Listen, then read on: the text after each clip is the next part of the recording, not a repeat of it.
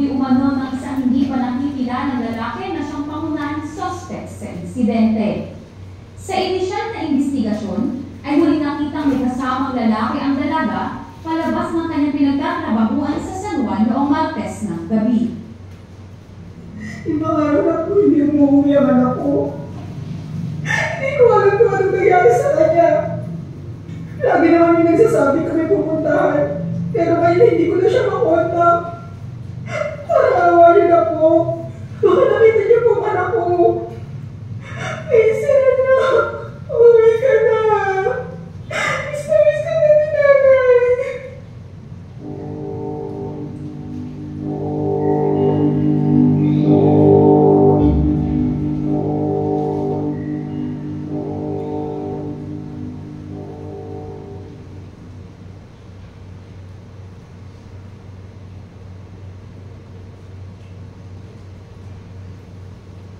Tatagal. Hindi ka pa ako nag-iintay. Hindi ako makipaglokohan sa'yo.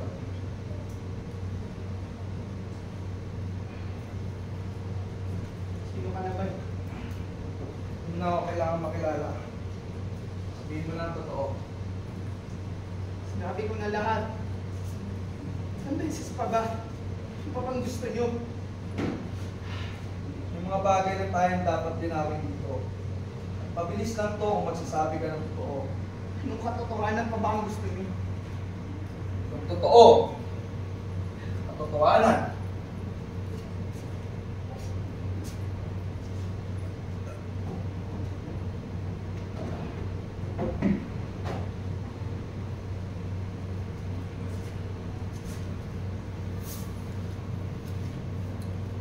Simulan natin.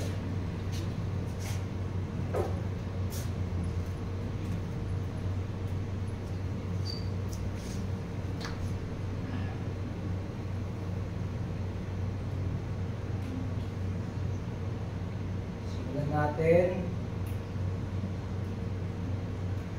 sa umpisa. Ang nanay mo? Nanay ko, ano? Hindi magkasundo. Hindi. Nabubuhay pa siya. Pinatay ko siya. Kung yun ang gusto mong malaman. Sige. Medyo malapong sa laysay at mga testimonyo. Pero sige, sabi mo yun. Hinulak ko siya kasi gusto ko. Hinatay ko siya tapos. Masaya ka na? Hindi. Ikaw, pakiramdam na nakapag. Sa atin ng dalawa, tinabahan ka ba? Natakot ka ba? Nataranta ka ba? Mabigat! Sa umpisa mabigat. Mahirap huminga. Tapos, nakakabingi. Pero panandalian lang. Bigla ka nalang bumangon na parang binumumod ka lang. Bumumod. Hindi ka nagsisi. Kahit mabilis lang. Yung parang boses na maliit sa utak mo, sa isip mo, na dapat hindi ko lang ginawa yun, na dapat mas matalino ako sa mga sitwasyon yun.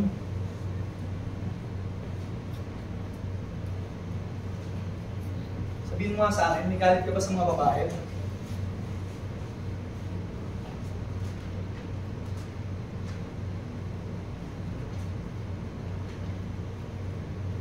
Ito. Bakit mo yung ginawa sa kanya? Tangina mo! Biktima sa San Juan, na ayon sa unang salaysay mo, itinapon mo ang bangkay ng biktima sa may ilog. 3 araw nag-aalo kayo mga pulisya, pero wala silang natagpuan na kahit isang pirasong tuko.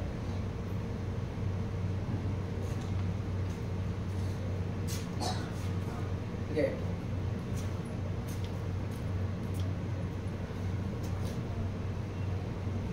Mabalik muna tayo sa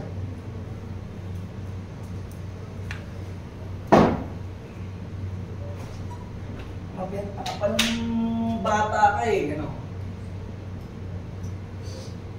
Wala kang alam! Wala kang alam! Wala kang alam! Eh, paano kung sabihin ko sa'yo na yan? Wala kang alam! Takinom! Bagay, nagtsura ka naman, no? Oo.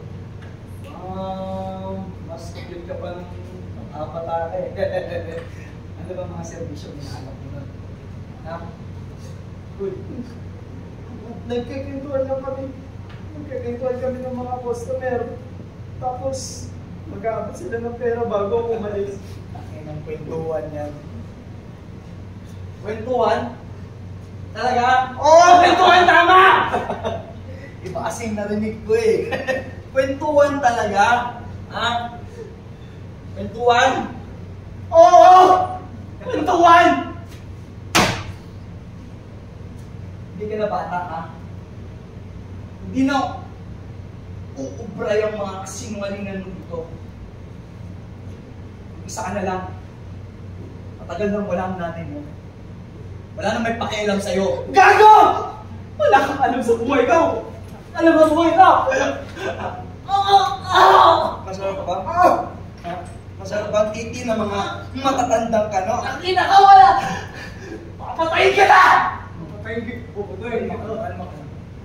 Kalma ka lang, baby boy. Kalma ka lang! Kalma ka lang! Kalma ka lang! Kalma ka lang!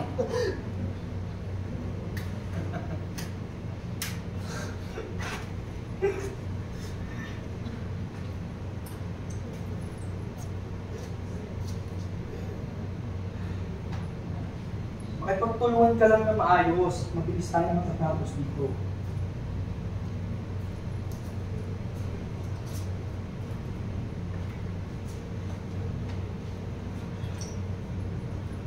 Ito.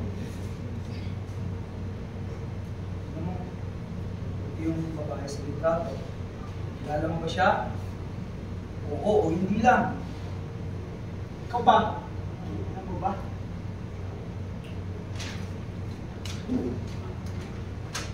Ang tinatanong ko. Oo o hindi lang. Sumagot ka lang. Minsan, makikilala mo na lang sila pag tapos na. Pag nakalusay na sila. Tukuan, walang balag. Talagang hindi ka marunong sumunod. No? Hindi ka ba nag-aaral? Saan pa? Kahit saan ka mapunta, ganun pa rin naman. Makakatakas ka sa walang kwenta mong ina. Kunin ka ng kustodiya para itapon sa simbahan. Tapos ano? Pasok ka sa kumbento. Eh di amen! Malapit ka pala sa Diyos eh. Hindi pagdasal mo na mahaba pang buhay mo. Oo! Kilala ko ang Diyos matagal na. Wala siyang kwenta! 2 taon! Pinabayaan niya ako sa kamay ng mga hayop na pari na yun. Tapos yung mga putang mother, pinapiesta niyo ng nakaraan ko. Kaya ka pumakas. Umalis ako. Hindi ako tumakas. 18 na ako noon. Wala na silang magagawa. Hindi na nila ako mababalik doon. Tsaka anong gagawin ko doon? Lahat sila doon. Masama ang tingin sa akin. Madumi! Alam mo kung sino malilinis. Bakit tumutulong ko, no? Bakit ikaw? Malinis ka ba? Ha? Eh yung mga katropa mo sa mga kalye, mga gangster. Oh. Ang na, tigasin ka pala eh. Oh. Pasang ulo. Tapos pag nahuli, tatakas. Anep! O tapos kayo biglang aamin sa isang krimen. Alam mo kasi, magsabi ka na lang ng totoo. Dami mong gusto. Gusto. Droga. Gumagamit ka. Wala kang pakialam! Hindi ka Wala kang pakialam! Ano mo? Yan nga ba sinasabi ko eh. Ano ba ginagamit mo? Drug, shabu, pato. Marijuana! Eh ano naman sa'yo? ano nga naman ba sa akin? Alam mo ba pinapasok mo, Totoy? Ha? Ano ba pinapasok mo? Ibigyan kita ng idea. Ganito. Isipin mo, ang bata ka pa, palagi ka nakakalusot sa mga away-kalye, sa mga modus ninyo ng mga katropa mong snatcher. At sa mga biglaan drug operation ng mga pulisya sa buwan. Pero dito wala kang nakawala. Mas rehas ka. Kalahati ng buhay mo, ay hindi, baka nga buong buhay mo. May kailangan buhay sa loob ng selda.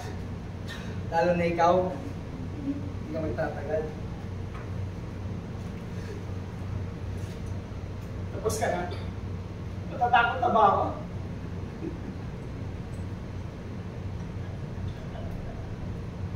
Hindi pa.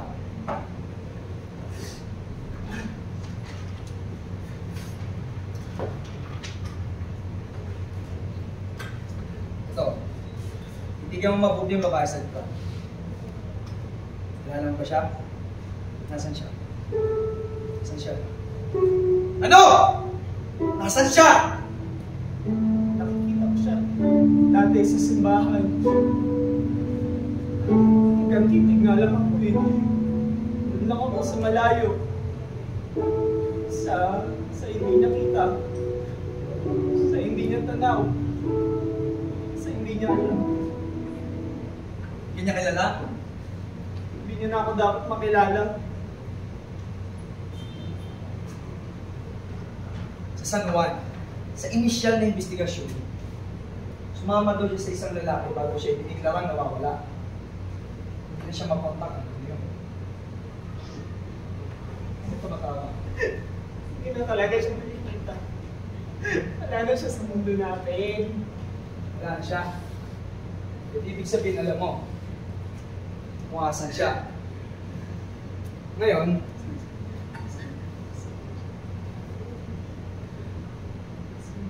asan yung biktima? Yung bangkay niya.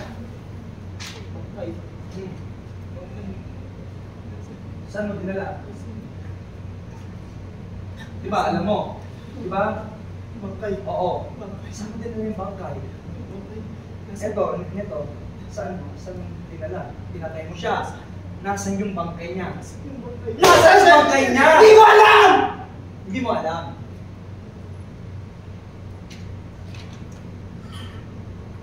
Hindi mo alam. Hindi mo alam.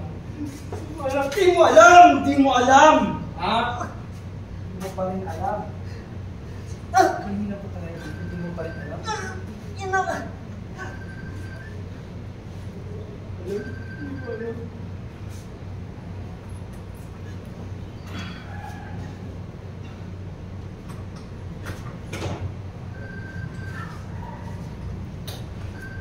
Sabihin mo na lang kasi kung asan yung bangkay. Hindi ko nga alam! Saan yung iba? Wala! Hindi ko alam! Hindi ko alam! Hindi ko alam!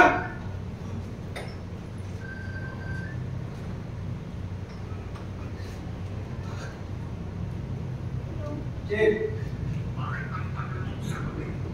Malapit ko na siya mapaamin, Chief. Sisikapin mo natin na may sarado ang kaso na ito. Pinapangako ko yan sa inyo. Yes, Chief. Joseph. Hindi. Hindi. Hindi pwedeng ikaw si Joseph. Hindi pwedeng ikaw. Ako si Joseph. Hindi pwedeng ikaw. Hindi pwedeng ikaw. Ako si Joseph. Hindi pwedeng ikaw. Ako si Joseph. Tumigil ka. Ikaw si Joseph. Tumigil ka. Ako to, Hazel. Si Joseph. Mahal mo ko, di ba? Di ba? Ako to si Joseph. Hindi pwedeng ikaw si Joseph. Hindi ikaw si Joseph. Hindi ikaw. Tumigil ka. Hindi ikaw. Tumigil ka. Tumigil ka. Alimerda! Ako to si Joseph. Ako lang pumatay sa anak niyo. Nandun ako. Nandun ako. Yung anino. Yung anino. Ako yung anino. Si Joseph. Tumigil ka! Tumigil ka! Tumigil ka! Tumigil ka! Tumigil ka sa pagsasabing ikaw si pangalan mo! Christopher ang pangalan mo! Ikaw ang pumatay! Oo! Christopher, tandaan mo yan! Tandaan mo yan! Ikaw ang pumatay! Ha?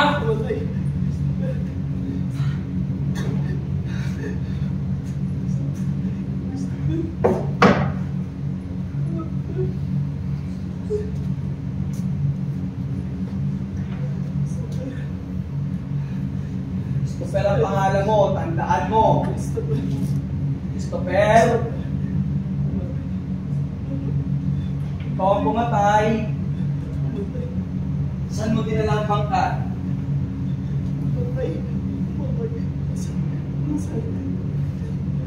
Saan mo dinala yung bangkay? Bangkay niya. Saan mo dinala? Di ba pinatay mo? Sabi mo, di ba, sa unang salaysay mo, saan mo dinala yung bangkay? Saan? Para matapos na tayo dito, sabihin mo na yung totoo. Saan mo dinala yung bangkay? Hindi ko alam! Hindi ko alam! Hindi ko alam! Hindi ko alam! Okay na. Naniniwala ako sa'yo. Hindi ko alam! Naniniwala ako. Hindi ko alam! Hindi mo alam! Hindi mo alam! Hindi ko alam! Hindi mo talaga alam? Hindi ko alam! Totoo, hindi mo alam? Hindi ko alam! Hindi, alam mo eh. Alam mo eh. Ha? Saan ka kay ni Hazel? Saan? Mamit ka na.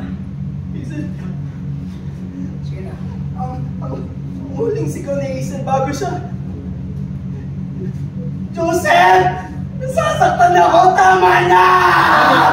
Tumahimik ka! Tumahimik ka! Tumahimik ka! Joseph! Ikaw si Joseph! Ikaw si Joseph! Ikaw ang pumatay! Ikaw si Joseph! Ikaw si Joseph! Ikaw ang pumatay! Utang mo! Ikaw si Joseph! Ikaw mo yan!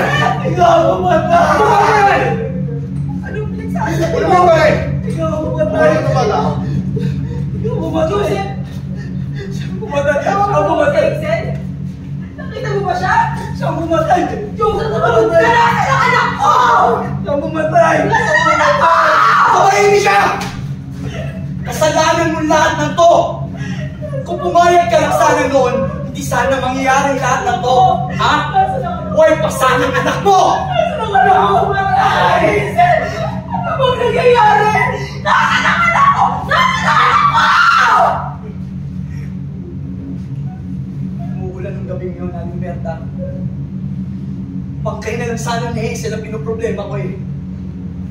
Minahal ko naman siya. Sobra-sobra sa kung anong kaya kong ibigay. Sabi ko magbabago na ako para sa kanya.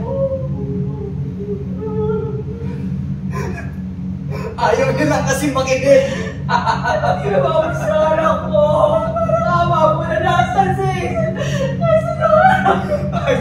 Tama mo na! Nasa yung anak ko! Tama mo na! Nasa yung anak ko! Tumigil ka! Tumahimik ka! Gusto mo talaga makita ang anak ko? Gusto mo talaga makita? Wala! Tama mo na! Nasa yung anak ko! Tama. Gusto mo na ako.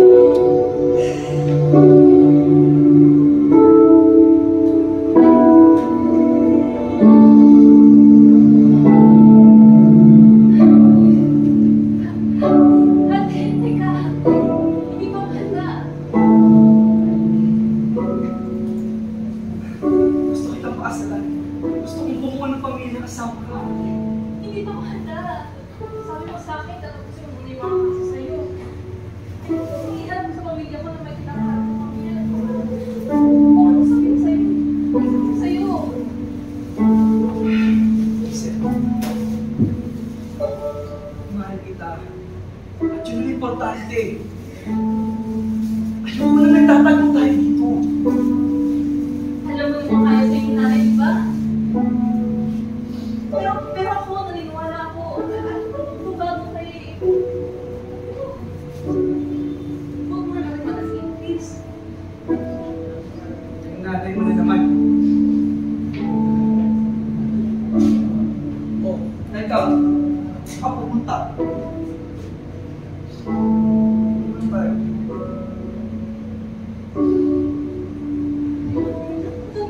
Joseph, ayoko pa. Ano?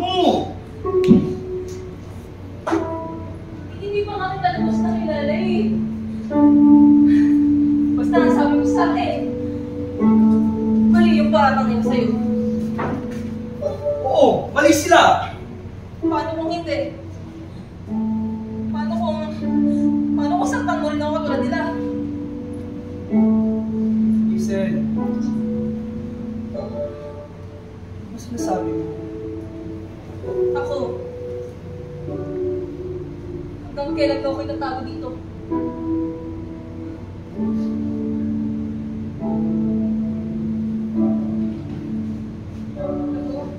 Kung totoo yung sinasabi mo, mahihintay mo.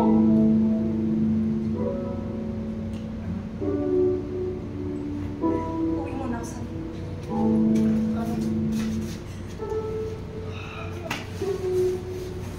Uuwi ka na naman sa inyo. Pupunta ka na naman sa nanay mo. Alam mo kaya galit sa akin yung nanay mo kasi balik ka sumbong! Ano gusto mong gawin ko, ha? Bahala ka nga dyan. Teka! Hindi pa kasi ako tapos magsalita. Huwag ka mo nang umalis. Di ba ako magkapastos? Di ba ako tapos magsalita? Aray ko, Diyos! Bakit natalaktan ako? May nakasakit niya!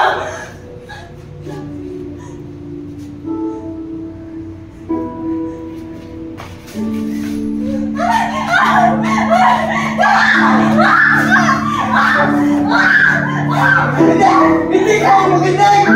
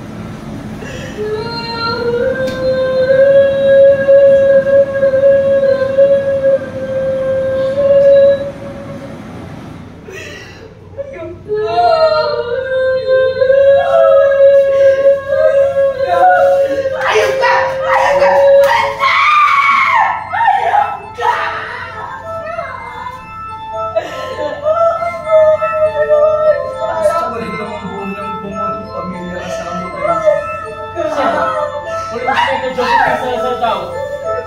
Currently sa Bulacan. May track record na pananakit ng mga pinakasama. Malakas lang ang kapit kay Dili at ang kanyang tsapa. Ayun, wala ka ng kawala!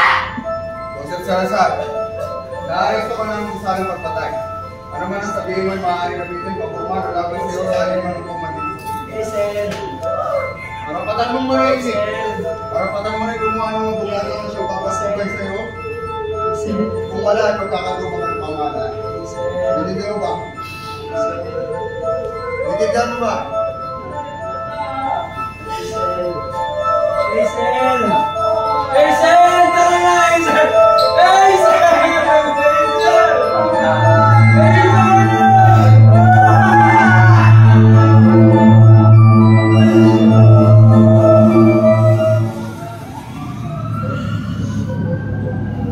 Bangkay ng dalagang si Hazel Manapol mula sa San Juan matatag ang nawawala ano. Natagpuan sa isang lumang refrigerator sa tahanan ng isang Police Inspector Joseph P. Salazar sa Bulacan. Sa ibang balita,